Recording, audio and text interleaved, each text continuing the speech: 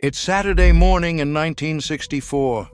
The television is already on because your younger brother got up before everyone else and found the cartoons. The smell from the kitchen is bacon and Folgers coffee. Outside, 3 boys from the next block are already in the driveway waiting. Nobody called ahead. They just showed up because that's how it worked. The 1960s were not a simple decade. The country was changing faster than it ever had. But inside the American home, inside the American neighborhood, something held. And the men who grew up in that decade know exactly what I mean.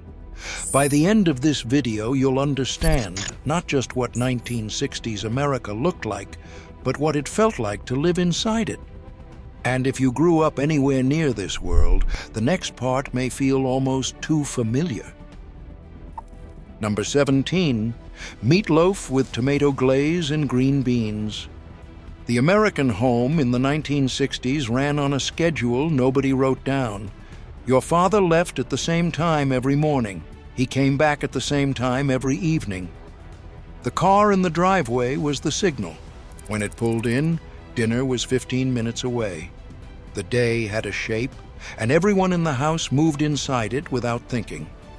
The kitchen was the center. Breakfast was made from scratch every morning. Eggs, bacon, toast, coffee. Not assembled, made. The telephone was on the wall, one line shared with neighbors in many homes through the early 1960s. Privacy was a newer idea than people remember. The telephone on the wall had a cord long enough to reach the kitchen table, but not much further. If your mother needed to talk to someone, she stood near the wall. There was no walking around the house with a phone pressed to your ear. No drifting from room to room mid-conversation. You stood in one place and you talked, and when you were done, you hung the receiver back on the hook. And that was the end of it. A family of 4 spent about $23 a week on groceries in 1962, roughly 20% of weekly income. Today, that number is closer to 10%. But what that 20% bought was made from ingredients, not from processes. That kitchen, that schedule, that wall telephone, they were the architecture of a life that held together. But the real world of a 1960s kid was not inside the house. It was waiting just beyond the screen door. It was the street, and the street belonged entirely to the children. In the summer of 1963, the average American child spent 4 to 6 hours a day outside, unsupervised.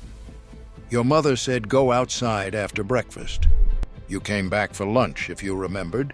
You came back for dinner when the streetlights came on, the only clock that mattered. In the hours between, the neighborhood was yours. You settled your own disputes. If 2 boys wanted the same bicycle, they figured it out. No adult arbitrated. The boys negotiated, or they fought and then negotiated, and by dinner it was resolved. Summer was 3 months without structure. No camp, no scheduled activities, no supervised play dates. You woke up, ate breakfast, and disappeared until dinner.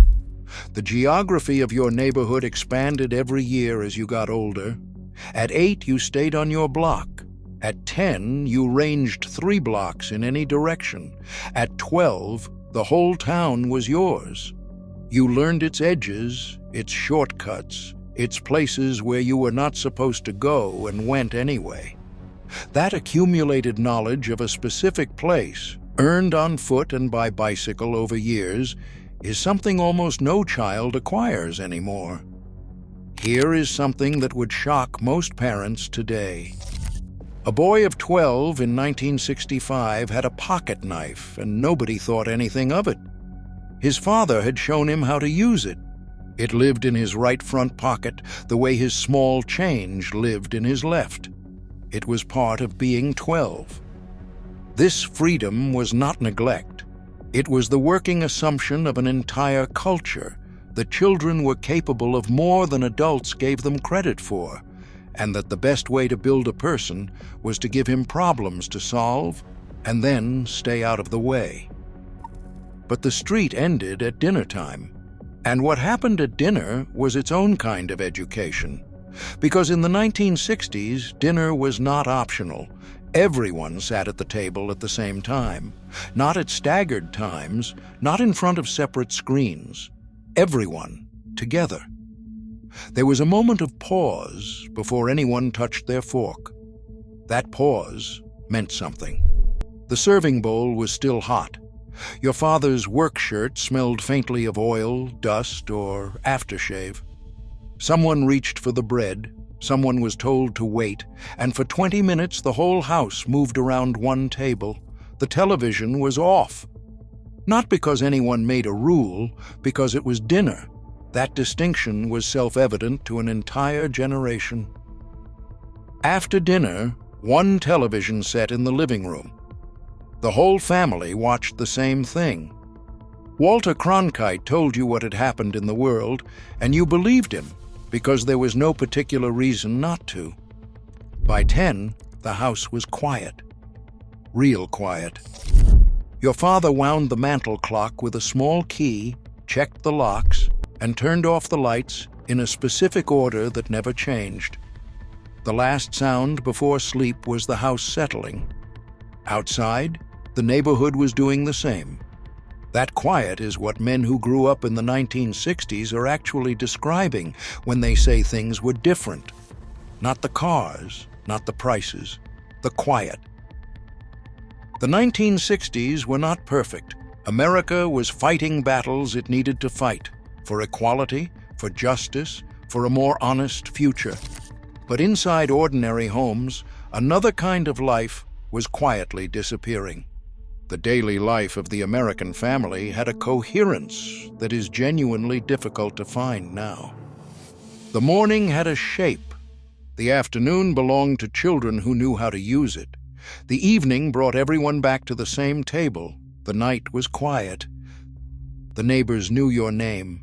Not your username, not your email, your name and your parents' names, and which car was yours, and roughly what time you got home. If something went wrong, whether a bad week, a death in the family, or a husband who lost his job, food appeared at the door without anyone being asked to bring it. That was not nosiness. That was the understanding that your life and the lives around you were not entirely separate. Community is the word we use for it now, usually in the context of its absence. A refrigerator bought in 1962 lasted 30 years. The ones built today are engineered to last 10 years. Something similar happened to mornings, to neighborhoods, to the particular freedom of a boy with a pocket knife and know where he had to be until the streetlights came on. We didn't lose a decade.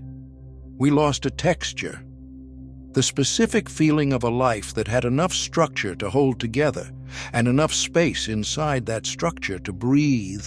Maybe that's why Saturday morning stays with people.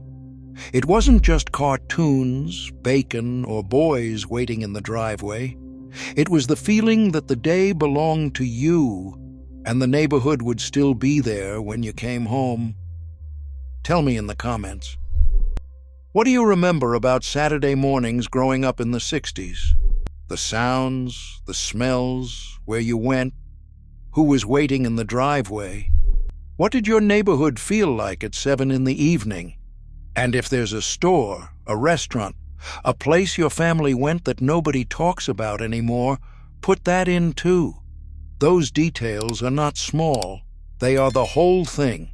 Subscribe, because there is a lot more of this country left to remember.